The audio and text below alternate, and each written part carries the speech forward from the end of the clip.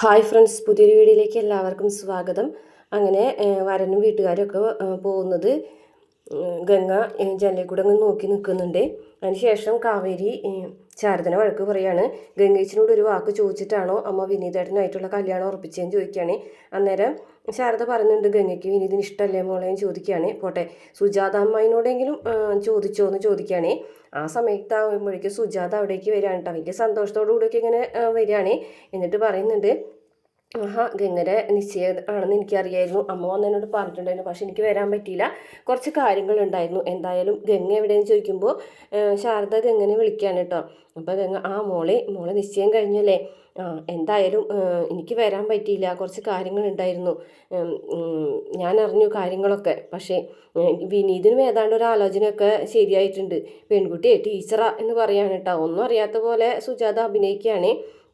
അന്നേരം എല്ലാവരും ഞെട്ടിപ്പോകാണ് കേട്ടോ. അപ്പോൾ രാധമ്മ പറയും, എന്താണ് സുജാത നീ പറയുന്നത്, വിനീതുമായിട്ടാണ് ഗംഗയുടെ കല്യാണം ഉറപ്പിച്ചതെന്ന് പറയാൻ കേട്ടോ. അന്നേരം സുജാത പറയും, വിനീതോ ഏതോ വിനീതുമായിട്ട് കല്യാണം ഉറപ്പിച്ചു എന്നൊക്കെ ഞാൻ അറിഞ്ഞു, പക്ഷെ അത് എൻ്റെ മകൻ വിനീതാണെന്ന് ഞാൻ അറിഞ്ഞിരുന്നില്ല എന്നൊക്കെ പറയാൻ കേട്ടോ. അതിനുശേഷം സുജാത പറയാണ്, എൻ്റെ കഴുത്തിന് മുകളിൽ തലയുണ്ടെങ്കിൽ ഈ ബന്ധത്തിന് ഞാൻ സമ്മതിക്കൂല എന്ന് പറയാൻ കേട്ടോ. അപ്പോൾ എല്ലാവരും ആകെ ഞെട്ടിപ്പോവുകയാണ്.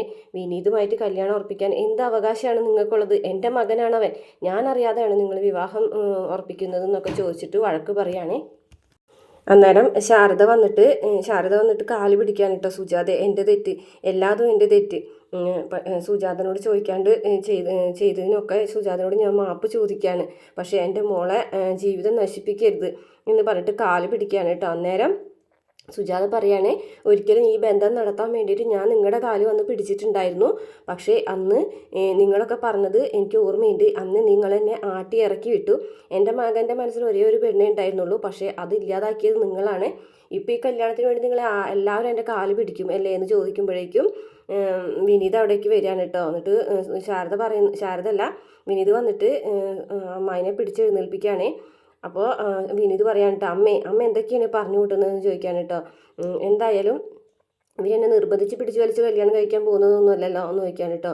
അപ്പോൾ ഈ കാര്യത്തിൽ അവസാന തീരുമാനം എൻ്റേതല്ല അമ്മേ, ഞാനല്ലേ ഈ കാര്യത്തിൽ തീരുമാനിക്കേണ്ടത്, ഞാനല്ലേ വിവാഹം കഴിക്കുന്നത് എന്ന് പറയാൻ കേട്ടോ. എന്തായാലും അമ്മ വീട്ടിലേക്ക് ചെല്ല്, നമുക്ക് വീട്ടിലിരുന്നിട്ട് കാര്യമായിട്ട് സംസാരിക്കാമെന്ന് പറയാനേ. അങ്ങനെ സുജാതനെ പറഞ്ഞയക്കുകയാണ് കേട്ടോ. അപ്പോൾ സുജാതനോട് വിനീത് പറയുന്നുണ്ട്, എന്നെ ഇവർ നിർബന്ധിച്ചൊന്നും കല്യാണം കഴിപ്പിക്കൂല, പേടിക്കൊന്നും വേണ്ട, അമ്മ പൊയ്ക്കോളാൻ പറയാനേ. അങ്ങനെ അവർ പോയി കഴിയുമ്പോൾ മോനെ എന്ന് പറഞ്ഞിട്ട് ശാരദ അങ്ങ് ചെല്ലുകയാണ്. അമ്മായി വിഷമിക്കൊന്നും വേണ്ട, ഈ ലോകത്ത് ആരൊക്കെ എതിർത്താലും ഗംഗയ്ക്ക് ഇഷ്ടമാണെന്നുണ്ടെങ്കിൽ ഗംഗ ഞാൻ കല്യാണം കഴിക്കുമെന്ന് പറയുന്നുണ്ട്. പക്ഷേ ഗംഗയ്ക്കാണെന്നുണ്ടെങ്കിൽ വലിയ താല്പര്യമില്ലാത്തത് പോലെ തന്നെയാണ് കേട്ടോ ആ സമയത്ത് നിൽക്കുന്നത്. പിന്നെ കടയിൽ ചെന്നിട്ട് വിനീത് ഗംഗയ്ക്ക് വേണ്ടിയിട്ട് തയ്ച്ച് വെച്ചിട്ടുള്ള ചുരിദാറൊക്കെ എടുത്ത് ഇങ്ങനെ കെട്ടിപ്പിടിച്ച് നിന്നിട്ട് ഇങ്ങനെ കുറച്ച് റൊമാൻറ്റിക് ആയിട്ടുള്ള ഭാഗങ്ങളൊക്കെ ഓർക്കാണ് കേട്ടോ. നല്ലൊരു സോങ്ങോട് കൂടിയിട്ടുള്ള കുറച്ച് ഭാഗങ്ങളൊക്കെ കാണിക്കുന്നുണ്ട്. അങ്ങനെ വിനീത് സ്വപ്നം കണ്ടുകൊണ്ടിരിക്കുന്ന സമയത്ത് നിവിൻ അവിടേക്ക് വരികയാണ് കേട്ടോ. അളിയ സ്വപ്നം കണ്ടുകൊണ്ടിരിക്കുകയാണല്ലേ എന്നൊക്കെ ചോദിക്കാൻ കേട്ടോ. അപ്പോൾ ഞാൻ ഗംഗയ്ക്ക് വേണ്ടിയിട്ട് കല്യാണ ഡ്രസ്സ് എടുക്കാനായിട്ട് എവിടെ പോകും എന്നൊക്കെ ചിന്തിക്കുകയാണ്. ദൂരെ പോകണം, പട്ടണത്തിൽ പോയിട്ട് നല്ല സാരി എടുക്കണം എന്നൊക്കെ പറയാൻ കേട്ടോ. അപ്പം നിവിൻ പറയാണ്, ആണോ, അങ്ങനെയാണെന്നുണ്ടെങ്കിൽ അന്നത്തെ ആ ട്രിപ്പിൻ്റെ വണ്ടിയൊക്കെ എൻ്റെ വക ഫ്രീ ആണ് കേട്ടോ, നമുക്ക് എന്തായാലും ഈ ഭൂഗോളത്തിൻ്റെ ഏതറ്റത്ത് വേണമെങ്കിലും പോയിട്ട് ഡ്രസ്സ് എടുക്കാമെന്നൊക്കെ പറഞ്ഞിട്ട് നിവിൻ ഇങ്ങനെ വിനീതിനെ ഫുൾ സപ്പോർട്ടായിട്ട് നിൽക്കുകയാണേ. പിന്നെ കാണിക്കുന്നത് ഗംഗ ഹാളിൽ ഇരുന്നിട്ട് ഇങ്ങനെ അടിച്ചുകൊണ്ടിരിക്കുന്ന സമയത്ത് അവിടേക്ക് വിനീത് വരുന്നുണ്ട് കേട്ടോ. വിനീത് വലിയ നാണത്തിലൊക്കെയാണ് കേട്ടോ അങ്ങനെ നിൽക്കുന്നത്. വിനീതിനെ കാണുമ്പോഴും ഗംഗയ്ക്ക് അത്ര വലിയ താല്പര്യമില്ലാത്ത പോലെ തന്നെയാണ് കേട്ടോ കാണിക്കുന്നത്. പക്ഷെ ബാക്കിയുള്ളവരൊക്കെ സ്നേഹത്തോട് കൂടിയിട്ട് പെരുമാറാണ്. കാവേരി പറയാണ്, മരുമകനല്ലല്ലോ ഇപ്പം മണവാളനല്ലേ, അതിൻ്റെ ഒരു നാണൊക്കെ ഉണ്ട് എന്നൊക്കെ പറയുകയാണേ. അപ്പോൾ ശാരദ വന്നിട്ട് പറഞ്ഞ് ചായ എടുക്കട്ടെ മോനെ എന്ന് പറഞ്ഞിട്ട് ശാരദ ചായ എടുക്കാനായിട്ട് പോവുകയും പിന്നെ അവരെല്ലാവരും കൂടിയിട്ട് ഓരോരോ തമാശകളൊക്കെ പറയണം. അപ്പം ആ സമയത്ത് ഗംഗയുടെ മെഷീനൊന്ന് കംപ്ലൈൻ്റ് ആവുകയാണേ.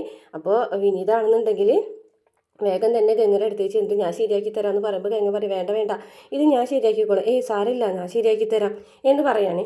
അങ്ങനെ അതൊക്കെ ശരിയാക്കുന്നതിൻ്റെ ഇടയിൽ രണ്ടുപേരും പരസ്പരം അങ്ങോട്ടും ഇങ്ങോട്ടൊക്കെ നോക്കുന്നുണ്ടെങ്കിലും കൂടിയിട്ട് ഗംഗയുടെ മനസ്സിൽ അപ്പോഴും അച്ഛനോട് പറഞ്ഞ ആ വാക്കുകളൊക്കെ ഓർമ്മ വരികയാണ് കേട്ടോ. കല്യാണം കഴിഞ്ഞാൽ ഞാനും തയ്യൽക്കാരി, വിനീതേട്ടനും തയ്യൽക്കാരൻ, അപ്പം ഞങ്ങൾക്ക് ഇത് പറയാൻ എന്താ വിഷയമുള്ളത്, ഈ തയ്യലിൻ്റെ വിഷയം മാത്രമല്ല അച്ഛാ ഉള്ളത് എന്നൊക്കെ പറഞ്ഞ കാര്യങ്ങളൊക്കെ ആ സമയത്ത് ഗംഗ ആലോചിക്കുകയാണ് കേട്ടോ. അങ്ങനെ മെഷീനൊക്കെ ശരിയാക്കി കൊടുക്കുകയാണ്. അതിനുശേഷം ചായയൊക്കെ കൊണ്ടു കൊടുക്കുകയാണ് ശാരദ. അപ്പോൾ കല്യാണ ഡ്രസ്സ് എടുക്കാനായിട്ട് പോകണം. കാവേരിയും ഗംഗയും ഇവിടെ നിന്ന് എല്ലാവരുമായിട്ട് നമുക്ക് പോകാമെന്ന് പറയുമ്പോൾ ഇവിടെ നിന്ന് എല്ലാവരും ഒന്നും വരണ്ട മോനെ, കാവേരിയും ഗംഗയും വരട്ടെ എന്ന് പറയാൻ കേട്ടോ. അപ്പോൾ ഗംഗ പറയുന്നുണ്ട് ഇല്ല എനിക്ക് വരാൻ പറ്റില്ല, എനിക്ക് ഒരുപാട് തയ്ക്കാനുണ്ടെന്ന് പറയും കേട്ടോ. കല്യാണം ആകുമ്പോഴത്തേനും തയ്ച്ച് കൊടുക്കേണ്ടതാണെന്ന് പറയും. അപ്പോൾ ഇവിടെയൊന്നും അല്ല ഡ്രസ്സ് എടുക്കാൻ പോകുന്നത്, ദൂര സ്ഥലത്താണെന്ന് പറയുമ്പോൾ എവിടെയാണെന്നുണ്ടെങ്കിലും ഞാൻ വരുന്നില്ല എന്ന് തന്നെ ഗംഗ പറയുകയാണ്. അപ്പോഴേക്കും നീളം ഓടി വരികയാണ് കേട്ടോ. ഞാൻ വരുന്നുണ്ട് കേട്ടോ എന്ന് ഉറപ്പായിട്ട് പറയും. എനിക്ക് പട്ടുപാവാട ജുബ്ബയും വേണം എന്നൊക്കെ പറയുന്നുണ്ട്. അപ്പോഴും ഗംഗയ്ക്ക് താല്പര്യമില്ലാത്ത രീതിയിൽ തന്നെയാണ് കേട്ടോ സംസാരിക്കുന്നത്. കാഞ്ചീപുരത്ത് പോവാ നമുക്ക് ഡ്രസ്സ് എടുക്കാമെന്ന് പറഞ്ഞിട്ടും ഗംഗ വരാൻ കൂട്ടാക്കുന്നില്ലേ. പിന്നെ കാണിക്കുന്നത് വിശാലിനെയും യമുനെയാണ് കേട്ടോ. വിശാലാണെന്നുണ്ടെങ്കിൽ മൈൻഡ് ചെയ്യാതെ പോകുമ്പോൾ പിടിച്ച് നിർത്തിയിട്ട് ചോദിക്കുകയാണ്, എന്താ വിശാൽ ഇങ്ങനെ പെരുമാറുന്നത്? ഞാൻ ക്ലാസ്സിലുണ്ടെങ്കിൽ വിശാൽ ക്ലാസ്സിൽ കയറുന്നില്ല, എന്നെ കണ്ട മിണ്ടാതെ നടക്കുന്നത്, എന്താണ് സംഭവം എന്ന് ചോദിക്കുമ്പോൾ ഞാൻ എന്തെങ്കിലും തെറ്റ് ചെയ്തു നോക്കുമ്പോൾ നീ മാത്രമല്ല നിൻ്റെ കുടുംബക്കാരെ മുഴുവൻ തെറ്റ് ചെയ്തു, എൻ്റെ അച്ഛൻ നിൻ്റെ ചേച്ചിക്ക് ഒരു കല്യാണാലോചന കൊണ്ടുവന്നത് ഇത്ര വലിയ തെറ്റാണോ ചോദിക്കുമ്പോൾ യമുന പറയുന്നുണ്ട് കല്യാണാലോചന കൊണ്ടുവന്നതല്ല തെറ്റ്, ഒരു കൊച്ചും കല്യാണം കഴിച്ചതാണെന്ന് ഒരു കൊച്ചുള്ളതാണെന്നുള്ള കാര്യം മറച്ചു വെച്ചതാണ് തെറ്റെന്ന് ചോദിക്കേണ്ട. അതിനിപ്പോൾ എന്താ വലിയ പ്രശ്നം? കല്യാണം കഴിച്ചവരൊക്കെ സൂയിസൈഡ് പോയിന്റ് പോയിട്ട് ആത്മഹത്യ ചെയ്യാനോ വീണ്ടും വിവാഹം കഴിക്കുന്നതുകൊണ്ട് എന്താണെന്ന് ചോദിക്കുമ്പോൾ രാഗിണി ചേച്ചിക്കായിരുന്നെങ്കിൽ ഇങ്ങനെ ഈ ഒരു ആലോചന നടത്തുമായിരുന്നു എന്നൊക്കെ യമുന ചോദിക്കുന്നുണ്ട് കേട്ടോ. എന്നിട്ട് പറയുന്നത് എൻ്റെ അച്ഛനെ കുറിച്ച് മാത്രം നീ ഒന്നും പറയുമെന്ന് പറയുമ്പോൾ യമുന ലാസ്റ്റ് പറയും എനിക്കൊരു കാര്യം അറിയാനുണ്ട്, ഞാനും വിശാലിൻ്റെ അച്ഛനും തമ്മിൽ ഒരു പ്രശ്നം ഉണ്ടായാലും ആരെ കൂടെ വിശാൽ നിൽക്കുമെന്ന് ചോദിക്കുമ്പോൾ അത് പ്രത്യേകിച്ച് ചോദിക്കാനുണ്ടോ എന്ന് ചോദിച്ചിട്ട് വിശാൽ ദേഷ്യത്തോട് കൂടിയിട്ട് അങ്ങോട്ട് പോവുകയാണ്. പിന്നെ കാണിക്കുന്നത് നീളനെ ഒരുക്കാണ് കേട്ടോ ഡ്രസ്സ് എടുക്കാൻ പോകാനായിട്ട്. അപ്പോൾ നീള ഇങ്ങനെ പറയുന്നുണ്ട് കേട്ടോ പട്ടുപാവടയും ബ്ലൗസ് എടുക്കണം എന്നൊക്കെ പറയുമ്പോൾ കാവേരി പറയുന്നത് ഇവിടെ കൊണ്ടുപോകാതിരിക്കുന്നതാണ് നല്ലത്, ചില ചുരുക്കാനായിട്ട് ഇവിടെ കൊണ്ടുപോകാതെ പോകാനാണ് ഞാൻ തീരുമാനിച്ചിരിക്കുന്നതെന്നൊക്കെ പറയാണ് കേട്ടോ. അപ്പോൾ നീള പറയുകയാണ് ഒരു പട്ടുപാവടയും ജുബയും ഒരു ചിക്കൻ ബിരിയാണിയും ഒരു ഷാർജ ഷേക്കും ആണോ എത്ര വലിയ ചിലവെന്നൊക്കെ ചോദിക്കുകയാണ്. അതിന് ശേഷം ശാരദ പറയാണ് ഗംഗയുടെ കല്യാണം അച്ഛനുണ്ടായിരുന്നെങ്കിൽ ഇങ്ങനെ ഒന്നും അല്ലായിരുന്നു നടത്തേണ്ടിയിരുന്നതെന്നൊക്കെ പറയാൻ കുറച്ച് പൈസ എടുത്തിട്ട് കാവേരിയുടെ കയ്യിൽ കൊടുക്കുന്നുണ്ട് കേട്ടോ. അത് വിനീതിൻ്റെ കയ്യിൽ കൊടുക്കണം, വിനീത് അഭിമാനിയാണ്, കാശൊന്നും വാങ്ങൂല, പക്ഷെ നിർബന്ധിച്ച് കൊടുക്കണം എന്നൊക്കെ പറയണേ. അങ്ങനെ നിവിനും വിനീതും നിളമോളും കാവേരിയൊക്കെ കൂടിയിട്ട് ഡ്രസ്സ് എടുക്കാൻ വരാണ്ട് കേട്ടോ. അപ്പോൾ 2 സാരി എടുക്കുന്നുണ്ട്. ഒരെണ്ണത്തിൽ തന്നെ വലിയ വില കാണുമ്പോൾ കാവേരി പറയുന്നുണ്ട് 2 വേണ്ട, ഒരെണ്ണം മതി എന്ന് പറയുമ്പോൾ അതൊന്നും സാരിയില്ല, 2 സാരി തന്നെ ഗംഗയ്ക്ക് വേണ്ടിയിട്ട് എടുക്കാമെന്ന് പറയാണ് കേട്ടോ. അപ്പോൾ എങ്ങനെയുണ്ട് സാരിയും ചോദിക്കുമ്പോൾ നിളമോള് പറയുന്നത് വലിയ ഭംഗിയൊന്നും ഇല്ല എന്ന് പറയാം, പട്ടുപാവാടയും ജുബ്ബ എടുത്താൽ ഭംഗി ഉണ്ടാവും, അതുണ്ടാവും എന്ന് പറയും. അങ്ങനെ പട്ടുപാവാടയും ജുബ്ബ എടുക്കാനായിട്ട് അവർ പോവുകയാണ് കേട്ടോ. വിനീതും നീളമോളും കൂടി വേറെ സെക്ഷനിലേക്ക് പോകുക. ഈ സമയത്ത് നിവിനാണെന്നുണ്ടെങ്കിൽ നമ്മളെ കാവേരിയുടെ വായ നോക്കിയിരിക്കുകയാണ് കേട്ടോ. കാവേരിനെ തന്നെ നോക്കിയിരിക്കുകയാണ്, പിന്നെ കൂടെ നടക്കാണ് കേട്ടോ. കാവേരിനോട് ഇഷ്ടപ്പെട്ട കളറൊക്കെ ചോദിക്കുമ്പോൾ റെഡ് കളറാണെന്ന് പറയും കേട്ടോ. അങ്ങനെയാണെങ്കിൽ നമുക്ക് കല്യാണ സാരി റെഡ് എടുത്താലോ? അപ്പോൾ ആരെ കല്യാണം? കാവേരിയുടെ കല്യാണം.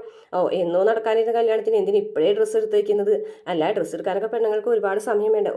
പെണ്ണുങ്ങളെ മനസ്സ് മുഴുവൻ പഠിച്ചു വെച്ചിരിക്കുകയാണല്ലേ എന്ന് ചോദിച്ചിട്ട് പോകുമ്പോൾ ദൈവമേ ചീറ്റിപ്പോയല്ലോ എന്നൊക്കെ പറഞ്ഞിട്ട് ഇങ്ങനെ നിൽക്കാൻ കേട്ടോ. നിവിൻ എന്ത് പറയുന്നത് കാവേരിക്ക് ഇഷ്ടപ്പെടുന്നില്ല കേട്ടോ.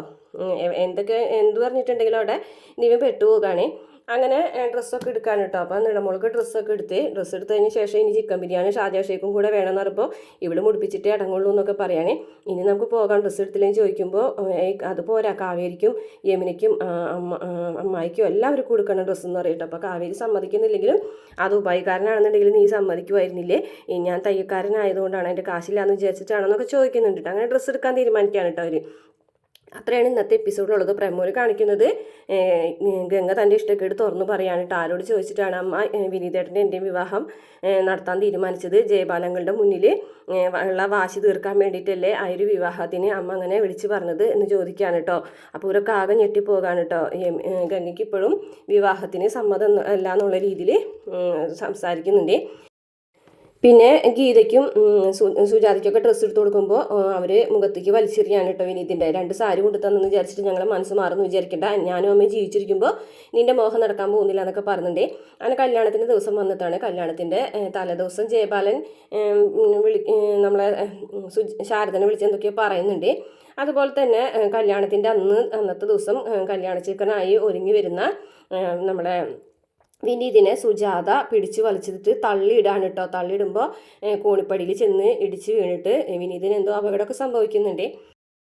ഇതേ സമയം ഗംഗയാണെന്നുണ്ടെങ്കിൽ ഒരുങ്ങി മണവാട്ടിയായിട്ട് വന്ന് നിൽക്കുന്നതിൻ്റെ ഭാഗങ്ങളും കാണിക്കുന്നുണ്ട്. അപ്പോൾ ഇത്രയാണ് നാളത്തെ എപ്പിസോഡിൻ്റെ വിശേഷങ്ങൾ. വീഡിയോ ഇഷ്ടപ്പെട്ടാൽ മറക്കാതെ ചാനൽ സബ്സ്ക്രൈബ് ചെയ്ത് സപ്പോർട്ട് ചെയ്യണേ.